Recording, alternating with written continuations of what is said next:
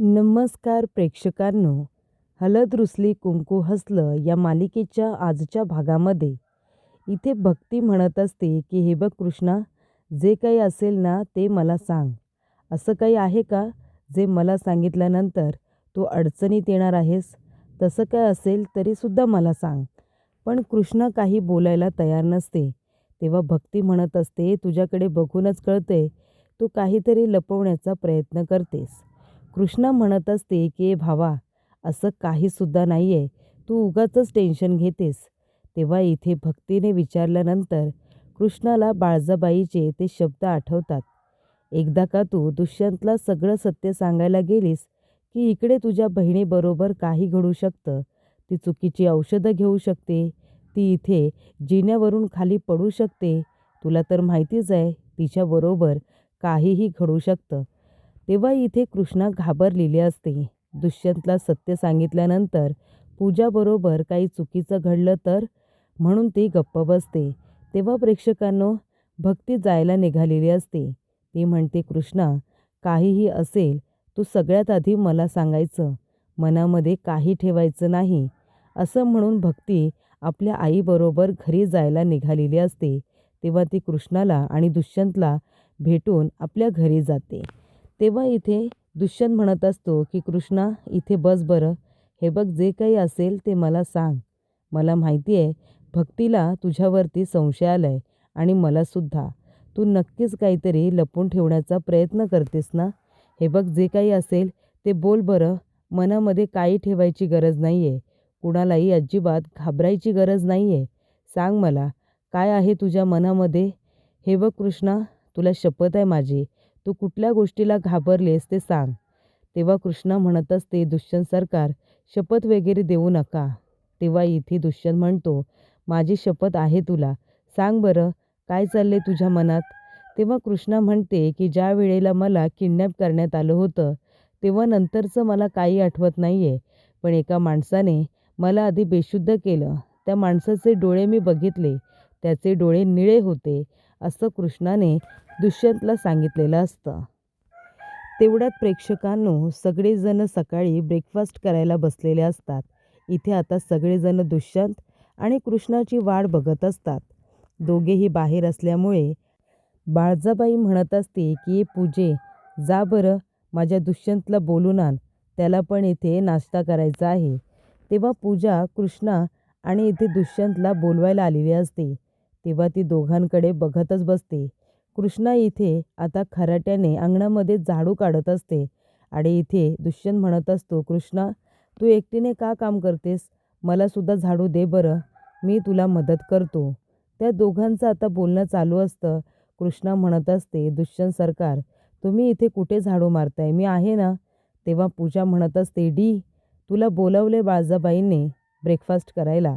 तेव्हा इथे दुष्यंत म्हणत असतो, कृष्णा, बाकीची कामं नंतर कर, आधी चल बरं, तू सुद्धा आमच्याबरोबर ब्रेकफास्ट करून घे. तेव्हा इथे कृष्णा दुष्यंतबरोबर आल्यानंतर दुष्यंत इथे स्वतःच्या हाताने कृष्णाला आता नाश्ता देत असतो. इथे आता मिसळ पावचा बेत असतो, त्यामुळे दुष्यंत स्वतःच्या हाताने इथे कृष्णाच्या प्लेटमध्ये आता इथे पाव ठेवतो. त्याचबरोबर वाटीमध्ये उसळ आणि त्या उसळीमध्ये कांदा, शेव सगळं काही स्वतःच्या हाताने टाकतो. तेव्हा प्रेक्षकांनो, इथे दुष्यंत म्हणत असतो, कृष्णा, मी नंतर ब्रेकफास्ट करेन, आधी मी तुला भरवतो. तेव्हा इथे बाळजा म्हणत असते, दुष्यंता, अरे असं काय करतोस? तिला दिलंयस ना तू नाश्ता, तू सुद्धा करून घे ना आता आमच्याबरोबर ब्रेकफास्ट. तेव्हा प्रेक्षकांनो, इथे आता सगळेजण गप्प खाण्याकडे लक्ष देत असतात. तेव्हा आढळराव मध्येच म्हणतो की मी काय म्हणतो, काल जे काही सूनबाईच्या बाबतीत घडलं त्याची तुम्हाला सगळ्यांना जाणीव आहे ना? काही सिरियसनेस आहे की नाही? म्हणजे तिच्या गुन्हेगारांना आत्तापर्यंत पकडून त्यांची घरं जाळायला हवी होती आपण. तेव्हा इथे मैनावती हसायला लागते आणि ती म्हणत असते की अहो, काय बोलताय तुम्ही भाऊजी? मग काय आपल्याला दिसेल त्याचं घर आता जाळायला लागेल का? तिला नक्की कुणी किडनॅप केलं होतं आपल्याला काय माहिती? तेव्हा इथे मैनावती हसल्यानंतर दुष्यंत म्हणत असतो, हे काय बोलतेस तू काकू? तुला काही मस्करी वाटते का? म्हणजे हा विषय तुला हसण्यासारखा विषय वाटतो का?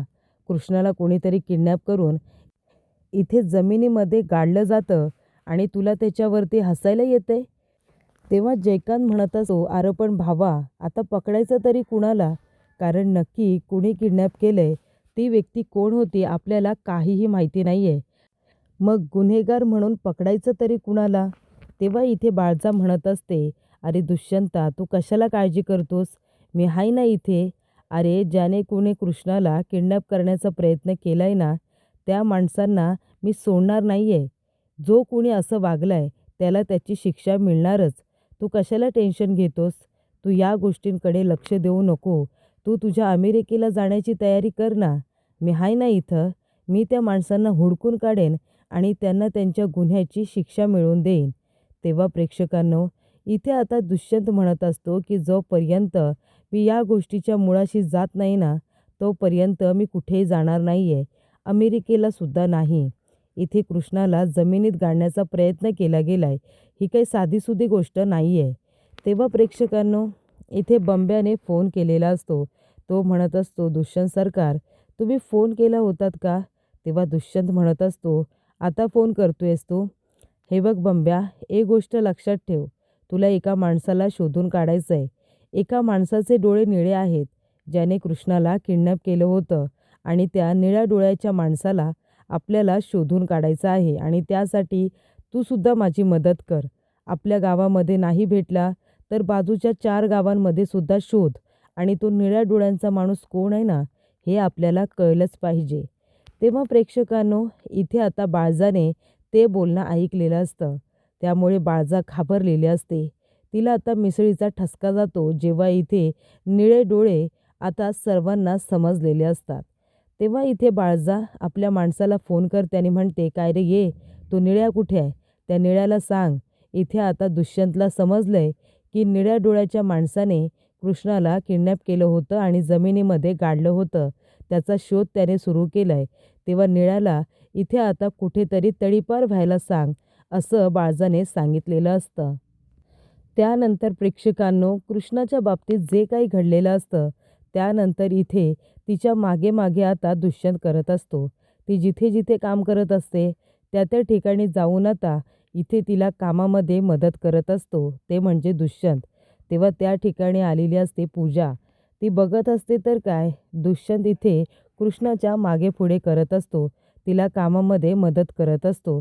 तेव्हा तिला असं स्वप्नात दिसतं की त्या ठिकाणी आता दुष्यंत कृष्णाचा बॉडीगार्ड झालेला आहे. बॉडीगार्डच्या कपड्यांमध्ये तो आता तिला दिसत असतो. तेव्हा त्या ठिकाणी येतो जयकांत आणि म्हणत असतो, काय मग, तुम्हाला काय वाटतंय? जे मला दिसतंय तेच तुम्हाला दिसतंय की काय? तेव्हा पूजा म्हणते, म्हणजे काय? तेव्हा जयकांत म्हणतो की इथे आता माझा भाव कृष्णाचा बॉडीगार्ड झालेला दिसतोय, बरोबर ना? दुष्यंत बॉडीगार्डसारखा कृष्णाच्या मागे पुढे करतोय.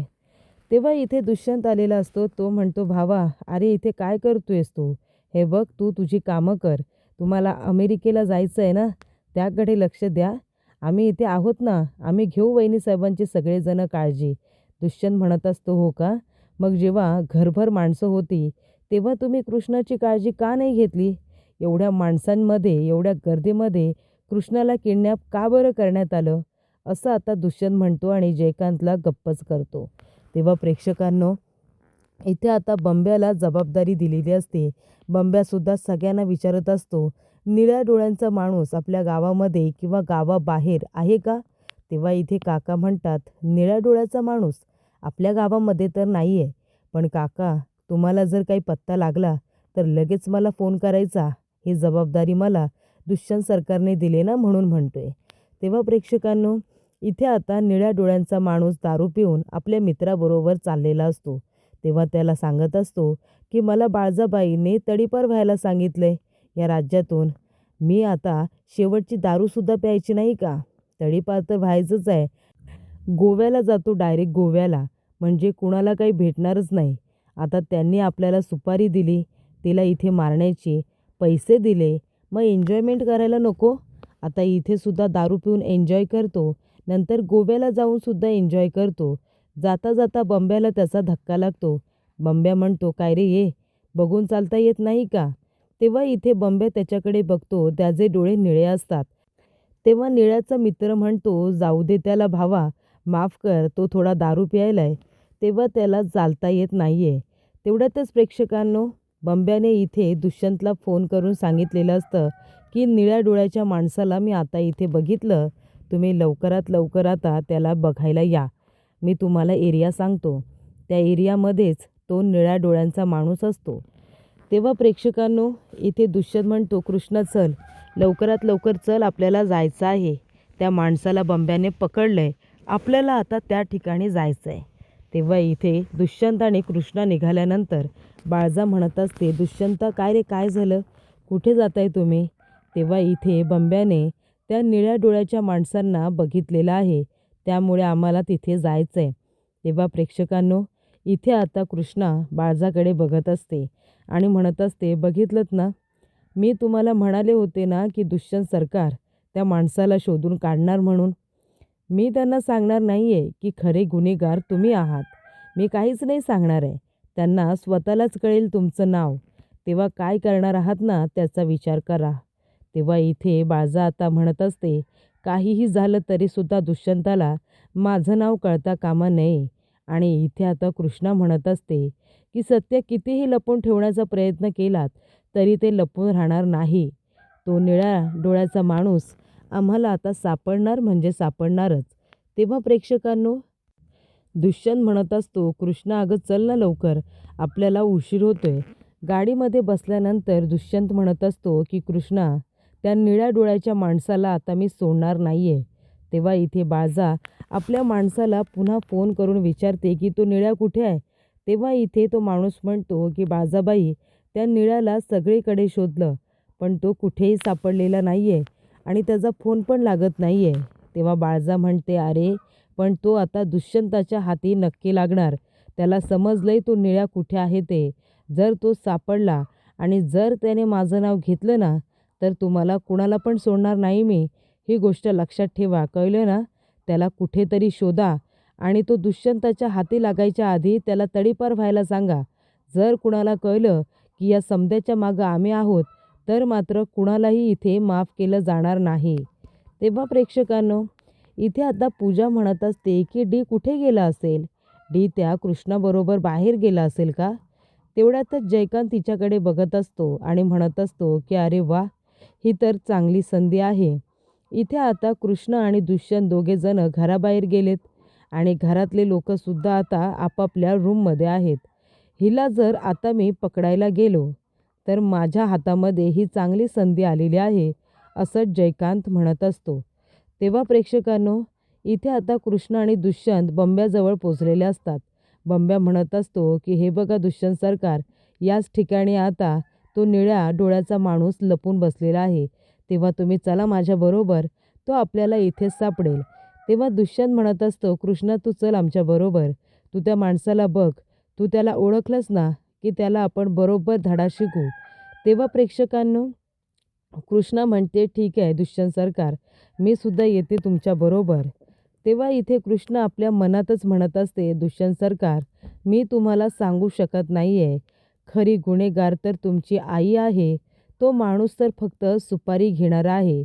पण मी तुमच्या आईचं नाव तुम्हाला सांगितलं तर तुम्हाला धक्का बसेल, तुमचा विश्वास बसणार नाही आणि म्हणूनच मी त्यांचं नाव तुम्हाला सांगणार नाही आहे.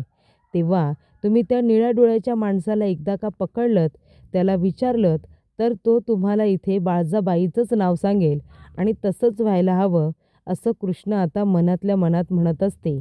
त्यानंतर प्रेक्षकांनो, पुढील भागामध्ये इथे आता बाळजाचा माणूस म्हणत असतो की बाळजाबाई, काळजी करू नका, तो माणूस आता तडीपार झालेला आहे. निळ्या डोळ्याचा माणूस आता इथे नाही आहे, तो गायब झाला आहे. तेव्हा बाळजा म्हणत असते की मला नाही वाटत, जर तो माणूस दुष्यंताच्या हाती लागला ना, तर मात्र काही खरं नाही आहे. तेव्हा प्रेक्षकांनो, इथे आता दुष्यंतला समजलेलं असतं की निळ्या डोळ्याचा माणूस, त्याचे खरे डोळे निळे नाही आहेत. आणि तेव्हा प्रेक्षकांनो, कृष्णाने आता त्या माणसाला बघितलेलं असतं, पण दुष्यंताने त्याला पकडूनच आणलेलं असतं आणि तो म्हणतो की आई, हाच तो निळ्या डोळ्याचा माणूस आहे ज्याने कृष्णाला इथे किडनॅप करून जमिनीत गाडलं होतं आणि हे सगळं त्याने कुणाच्या सांगण्यावरून केलंय ना, हे सुद्धा आता समजलंय मला. तेव्हा इथे बाळजा खूपच जास्त घाबरलेली असते. कारण आता ह्या माणसाने माझं नाव सांगितलं की काय? या गोष्टीची भीती बाळजाला वाटत असते.